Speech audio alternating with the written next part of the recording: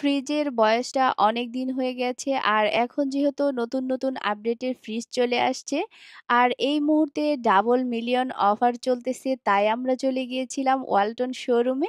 Hello everyone, আসসালামু আলাইকুম। কি অবস্থা সবার? কেমন আছেন সবাই? আশা করছি সবাই অনেক ভালো আছেন। তো আজকে আমি নতুন আরেকটা ব্লগ নিয়ে আপনাদের সামনে চলে এসেছি।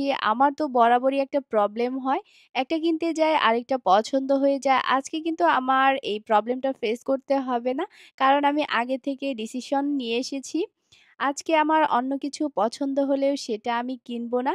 ফ্রিজটা যেহেতু আমি রাতে কিনতে আসছি, আমি কিন্তু দুপুরবেলাতে এসে পছন্দ করে গিয়েছিলাম। এই ফ্রিজটা কিন্তু তোয়ার ভীষণ পছন্দ হয়েছে। ও বারবার বলতেছে, "আপু এই ফ্রিজটা নাও।" আর পাশের যে ফ্রিজটা দেখছেন এটা কিন্তু আশার অনেক পছন্দ হয়েছে। সবসময় আমি সবার পছন্দেরটাই প্রায়োরিটি দেই। কিন্তু এইবার আমি আমার পছন্দের ফ্রিজটাই নিয়ে নিচ্ছি। আসলে এখানে এত পরিমাণ ফ্রিজ, এগুলো দেখে কোনটা রেখে কোনটা নিবো এটা ভাবতেই অনেকটা সময় চলে গেছে। ফাইনালি আমরা কিন্তু এই ফ্রিজটাই নিয়ে নিলাম। কারণ এই ফ্রিজটা হচ্ছে সম্পূর্ণ আপডেটের আর হচ্ছে স্ক্রিন টাচ। শোরুমে যখন ফ্রিজটা দেখলাম তখন অনেকটা বড় দেখা গিয়েছে।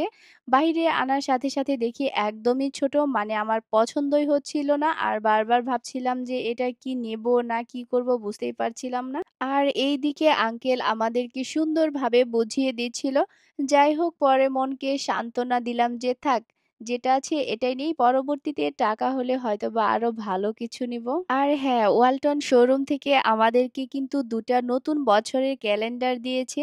ক্যালেন্ডারের পাতাটা একদম নতুন আর ধারালো ছিল। হাতে লাগার সাথে আমার হাতটা কেটে গিয়েছে। তো কি আর করার, এতটুকু ব্যথা তো সহ্য করাই যায়। যাই হোক, আমি এখানে তোয়াকে একটা ক্যালেন্ডার দিয়ে দিলাম। ওয়ালটনে যে ডাবল মিলিয়ন অফার চলতেছে আর এই অফার থেকে আমরা পেয়ে গেলাম মাত্র ২০০ টাকা। কোথায় আমি আর তোয়ামনি ভেবে রেখেছিলাম ২০ লক্ষ টাকা পাবো।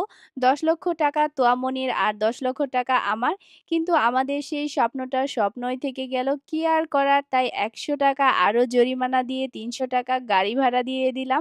আর এইদিকে আমি আঙ্কেলকে জিজ্ঞেস করছিলাম যে আপনি এত ভারী জিনিসটা কিভাবে গাড়িতে উঠালেন? রাতের বেলায় রাস্তায় যে ছোট দোকান থাকে সেগুলো দেখতে অনেক সুন্দর লাগে। আর আমরা তো ভয়ে রাস্তা পার হচ্ছিলাম। কি ভাবছেন আপনারা? এটা তো আমাদের বাসা না, তাহলে ফ্রিজটা কোথায় নিয়ে আসলো? আর এতক্ষণে নিশ্চয়ই আপনারা বুঝতে পেরেছেন এটা হচ্ছে তোয়ামনিদের বাসা। হ্যাঁ, ফ্রিজটা তোয়ামনিদের।